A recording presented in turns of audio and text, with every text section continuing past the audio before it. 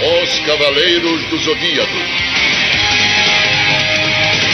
Faça elevar o cosmo no seu coração. Eu sou Hermes Baroli, estou com 29 anos até julho de 2006, quando eu faço 30. E em Cavaleiros do Zodíaco eu faço Seiya de Pégaso. Elcio Sodré, 46 anos, Shiryu de Dragão. Meu nome é Francisco Antônio de Souza Bretas, tenho 45 anos e dublo Yoga. Ulisses Bezerra, 35 anos e eu dublo o Shun de Andrômeda. Meu nome é Leonardo Camilo de Sá Freire e Silva, meu nome é artístico Leonardo Camilo, eu tenho 47 anos e o meu personagem é o Ikki de Fênix. Meu nome é Letícia Rodrigues Quinto, conhecida como Letícia Quinto, eu tenho 32 anos e eu dublo a deusa Atena Saori. Eu me chamo Gilberto Baroli, estou com 64 anos e nos Cavaleiros do Zodíaco eu dublo Mestre Ares e, portanto, Saga e, portanto, Canon. Outra dimensão! No caso de Cavaleiros do Zodíaco, a gente fez a primeira dublagem em 94, se não me engano, há mais de 10 anos, eu tinha meus 18 anos de idade, então eu tinha uma sensibilidade na época, e a minha idade já era mais próxima da idade do Seiya, então era mais simples nesse caso. É um herói, no caso de... Então a voz tem uma certa firmeza, não tem insegurança, ele é o líder dessa galera toda. Então eu acho que eu fui buscar a criação do Seiya mais nesse caminho, mais nessa coisa de liderança, essa coisa de trocar com amigos ao mesmo tempo que ele tem a palavra final, né? Eu acho que esse foi onde eu me apeguei mais. Nessa nova dublagem, já mais maduro, já conhecendo a série, os 114 episódios que eu já tinha feito, já tinha assistido e tal, eu consegui pegar detalhes desse cara, detalhes da personalidade do Seiya com mais afinco, eu acho. Acho que o trabalho dessa nova dublagem corrigiu alguns problemas da dublagem anterior.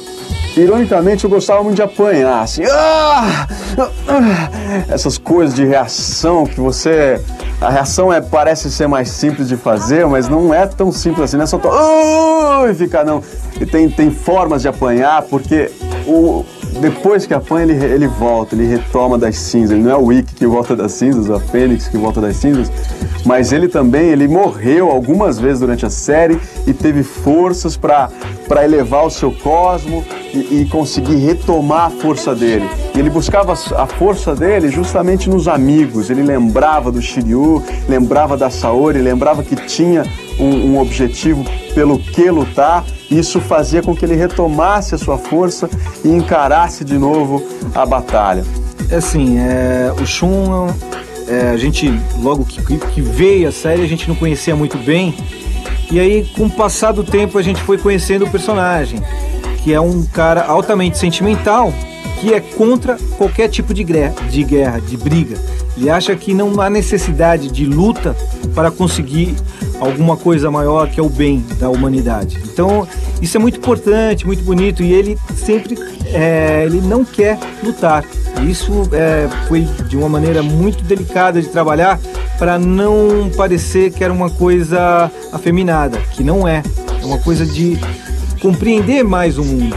Tem algumas cenas realmente do Shun que são incríveis. Uma que eu mais gostei, e eu vou falhar, é assim, tem uma hora que ele dá o cosmo, a cosmo-energia dele para salvar a vida de outro. Isso é uma coisa muito bonita. Se a gente pensar no nosso dia de hoje, nos nossos dias atuais, essa coisa violenta de alguém abrir mão da sua vida para que outra pessoa possa fazer uma coisa maior, é muito bonito. E isso emociona, porque é difícil hoje em dia você ver essa coisa de se dedicar a alguém. E isso me identifica muito. O que eu mais gostei de dublar em Cavaleiros foi justamente a saga de Hades, quando de repente Saga ele se torna mais humano, ele deixa de ser aquele ser violento que ele foi na temporada normal de Cavaleiros, ele se torna mais humano, assim como Canon. Canon se torna humaníssimo no final da série, tanto é que todos acabam chegando a um determinado fim, eles atingem uma finalidade, não vou contar o fim da história, para poderem ir para o inferno enfrentar Hades. O Yoga, o personagem pede uma interpretação mais tranquila, ele é mais silencioso, ele não é como Seiya, por exemplo, que fala todo o tempo e tem umas falas mais heróicas e frases decisivas. O Yoga é mais recolhido, ele é mais tímido, ele tem toda aquela história com a mãe dele, ele vive muito no passado, ele é sentimental. Então eu procurei fazer uma coisa mais sentimental, mais emocional, talvez um pouco mais melancólica, um pouco mais entristecida. Tem um episódio específico que o Yoga enfrenta seu mestre, Cama de Aquários, e para ele era muito difícil ter que enfrentar e lutar contra o próprio mestre, e o mestre tinha disposição de destruí-lo. E esse enfrentamento foi muito doloroso e para fazer também foi muito emocionante e eu me emocionei bastante. E agora, dublando esse último episódio da saga de Hades também, foi bastante emocionante e triste também. Eu precisei, na época, um pouquinho mais jovem, dar uma encorpada na voz, ou seja, era um herói, não é? E um cara grande, um sujeito com uma personalidade muito forte. Então isso tudo dá a característica que você acaba adaptando para a tua voz. Então eu coloquei uma voz mais colocada, vamos dizer assim, um pouco mais pro grave, até porque tem os poderes, e me inspirei num desenho animado que era o He-Man, que eu sou contemporâneo. Na época comecei com o Garcia Júnior, que ele era um garotinho pequeno, e depois ele cresceu e foi fazer o He-Man. Ele mora no Rio de Janeiro hoje e tal. E o He-Man, aquela voz bacana, toda redonda e tal, isso foi um pouco a minha inspiração para fazer o Ikki de Fênix.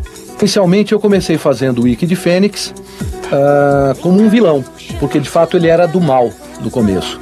Era um dos cavaleiros que não se enquadrava, não estava ali trabalhando junto com os outros. Quer dizer, os outros eram do bem, trabalhavam pelo bem, e o Ikki tinha uma tendência para ser do mal mesmo. De repente, inclusive, ele maltratava muito o irmão, o Shun, e num determinado período da série ele começa então a ter mais sensibilidade, a ser um cara mais emotivo e passa a trabalhar pelo bem juntamente com os outros cavaleiros. Então eu acho que essa mudança do comportamento dele, até porque eu tinha como histórico de ser um vilão, e passa a ser então um herói, e pelo que eu tenho conhecimento, um dos heróis muito queridos aí pelos fãs, e eu agradeço por isso. A Saori, ela é uma personagem muito doce. Então eu acho que a escolha, talvez, para que eu tenha feito ela, tem um pouco a ver com a minha voz já ser doce. Então eu acho que uma coisa encaixou com a outra, né? Ela é uma deusa, ela é tranquila, ela é serena. Então foi muito tranquilo trabalhar e tornar a Saori o que ela foi, porque na verdade ela já vem construída pra gente, né? É só a gente seguir mais ou menos, como eu fiz, seguir a linha do que já veio preparado pra mim, juntamente com a direção. A Saori, ela é uma personagem que eu posso dizer que ela passou muito tempo durante a série em situações meio comprometedoras, né? Quase pra morrer. Então, assim, eu fiquei congelada, eu fiquei com uma espada, ou com uma flecha. Mas é interessante a forma que ela conduz os cavaleiros, né?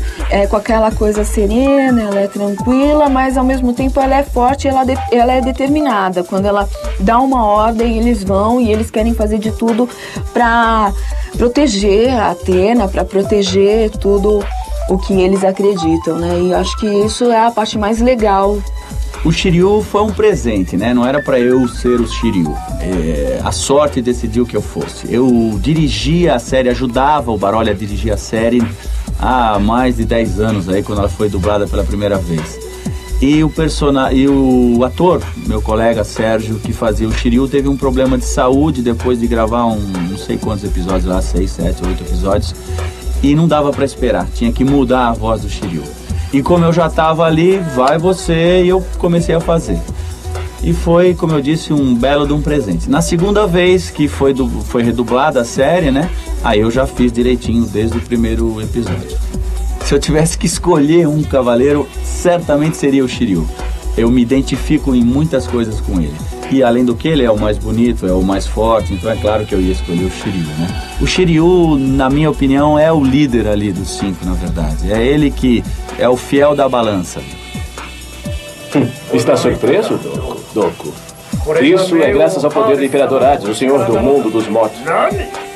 Em troca da lealdade que jurei ao Imperador Hades, ele me concedeu uma nova vida. E melhor do que isso, junto com um corpo de jovem de 18 anos de idade, quando se está no auge da força, juventude e beleza. Beleza. Em compensação, você, meu caro Doku, tá caído, hein? Uma coisa importante que é preciso saber é que não existe a profissão de dublador, existe o ator. O ator que atua em dublagem, em novela, em cinema, em teatro. Então, para atuar em dublagem, você precisa primeiro se tornar um ator. Uma vez ator, e você só se forma ator estudando teatro. Teatro que é a base disso tudo, né? Mesmo que você queira fazer cinema, TV, você vai começar o estudo no teatro, que é a arte do ator, que tem mais de 3.000 anos de existência. Então, uma vez ator, aí é um bom curso de dublagem e ver se esse é o teu caminho. Quer dizer, você tem que ter uma boa articulação, uma boa dicção. Além de ser um bom ator, você tem que trabalhar todo o seu aparelho fonético. Ele tem que estar muito bem preparado para esse mercado. Uma boa leitura, uma leitura fluente é fundamental. Então, um bom curso de dublagem vai te aperfeiçoar nesse mercado, e a prática disso vai ser fundamental também. E o curso de dublagem pode te ajudar muito nisso. Bom, eu trabalho com a voz, a minha obrigação é cuidar da voz, né? Não que eu cuide como deveria, mas a obrigação é cuidar da voz. Você tem que ter uma preparação, fazer exercício vocal, você tem que fazer exercício de dicção, para na hora que você falar você não se embolar, não demorar mais tempo para fazer, ainda que tenha esse processo de faz e volta, erra e volta, né? Porque tem sincronismo, então tem a boca que você tem que encaixar e às vezes é bem complicado. Os Cavaleiros do Zodíaco, por exemplo, a primeira versão que nós fizemos há 10 anos atrás era do redublado, né? Em cima do original japonês era redublado em espanhol. E o espanhol ele tem uma interpretação mais dramática, talvez, mais intensa, mais incisiva, né? É vámonos, tem uma coisa mais heróica, e fica um pouco, para nós, para nossa linguagem, para nossa cultura brasileira, fica um pouco canastrão se a gente for fazer como eles faziam. E você fica com aquele som guia todo o tempo, falando daquele jeito no seu ouvido. Você tem que anular aquilo e fazer do seu jeito, fazer da melhor forma que você possa. Agora a gente está fazendo com o original em japonês, que também não é fácil. Então, assim, na terceira, quarta tentativa, a gente consegue acertar e sincronizar a boca do personagem sem esquecer a interpretação, a fúria, a força, a emoção e a interpretação, né? E a gente costuma dizer que quanto menos o trabalho da gente aparece, mais perfeito é. Porque mais a pessoa se envolve com o filme, com o desenho, se apaixona pelo personagem e acaba esquecendo que tem ali um profissional, tem um brasileiro colocando a sua voz, a sua emoção, a sua interpretação. Amizade. Shun, você também. Cavaleiros do Zodíaco é o primeiro trabalho que traz o ator em dublagem para frente. É o primeiro trabalho que o público começa a se perguntar quem é que faz essa voz. Tem uma voz por trás desse desenho. Então é um marco na dublagem brasileira, porque o dublador brasileiro ele sempre foi escondido, ele sempre foi anônimo. Cavaleiros muda isso. Consequentemente, cria uma legião de fãs. Esses fãs começaram naquela versão de 94, que eram crianças naquela época, hoje já são jovens de 20, 25 anos, e abarca também a nova geração de fãs. Isso faz com que a gente tenha um leque muito grande de pessoas que nos procuram. A internet ajudou muito isso, tornou acessível o ator para com o público. E isso é fantástico pela troca de figurinhas, quer dizer, o fã ele conhece a série a fundo, conhece detalhes dos personagens, tem vontades que ele expressa num e-mail, num scrap ou numa carta mesmo que ele manda pra gente. Isso ajuda a gente entender a importância desse seriado na vida de milhares de brasileiros, faz com que a gente corrija erros, com que a gente fique atento às cobranças dessas pessoas. Os fãs, inclusive, exigiram que a voz original, a primeira dublagem, as vozes fossem mantidas para essa nova dublagem. Então os fãs têm uma participação direta na dublagem de Cavaleiros. Na época eu tinha vizinhos que iam bater na minha porta para pedir autógrafo. A criançada me via na rua e adorava. Ai, você é a Saori, faz a voz da Saori. Ai, o que vai acontecer com ela e tal. Acho curiosíssimo, ainda hoje me surpreende, né? Porque eu faço teatro também. Então, muitas vezes eu fui reconhecido, terminava o espetáculo, aí batia no camarim. Os garotos meio assim, indecisos, né? Eles chegavam assim, um pouco tímidos, dizendo, escuta, você faz dublagem? Aí eu já sacava que eles estavam querendo falar de Cavaleiros do Zodíaco, certamente, né? Eu falei, sim, faço. Você faz o yoga dos Cavaleiros do Zodíaco? Faço. Eles adoram, e autógrafo, a gente troca informações, eles querem saber como é que é. O Shiryu me apresentou, assim, centenas de amigos. Porque quando a gente vai nos eventos de dublagem, né, tem aqueles fãs de anime e o Shiryu sempre faz um sucesso danado. E eu, por tabela, passo a ser o Shiryu, né? Com esse cabelão que eu tenho igual ao do Shiryu, passo a ser o Shiryu. E assim, a relação é ótima, porque a gente se sente... O dublador é um profissional que, antes de Cavaleiros do Zodíaco, ninguém sabia quem era. Com o Cavaleiros do Zodíaco, ali começou, ali apareceu o fã. Foi o Cavaleiros que mostrou para todo mundo quem eram os dubladores. A partir dali a gente começou a lidar com os fãs. E caramba, é muito gratificante você ser abraçado e beijado e autógrafo, é muito legal. O relacionamento com os fãs é maravilhoso. Eu gosto demais deles, eles são muito respeitosos. E eu sempre digo que o fã de anime é uma pessoa especial porque não fuma, não bebe e não joga. O vício dele é anime. Então, graças a Deus que ele tem esse vício. Shiryu, estou sentindo um cosmo. Saori, eu preciso salvar a Saori. Saga, isso não vai ficar assim. Nesse meio não tem como, né? Você tem que ser amigo de todo mundo. A gente se encontra o dia inteiro em vários estúdios diferentes. A gente não faz só o Cavaleiros juntos, né? A gente dubla outras coisas juntos. Um dirige o outro. Um dia eu tô dirigindo o Ulisses, outro dia o Ulisses tá me dirigindo, o Hermes, o Bretas, enfim. A gente, graças a Deus, todo mundo é amigo, não tem rusquinha com ninguém, não tem briga, não tem nada. A gente se dá super bem. Conversa, às vezes vai na casa assistir futebol. Eu sou São Paulino, o Elcio também. A gente tira muito sarro do Léo, do Hermes, porque torce por Santos, por Palmeiras. E aí tem as outras pessoas que a gente, no dia a dia, a gente acaba se encontrando e conversando muito.